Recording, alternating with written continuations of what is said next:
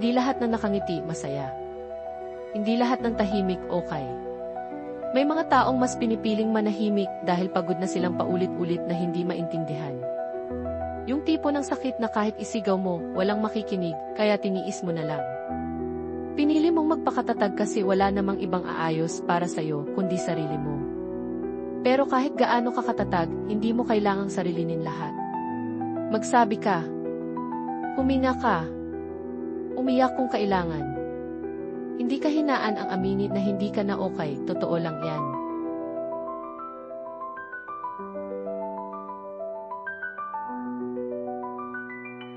Follow us at Facebook, Instagram, YouTube and TikTok.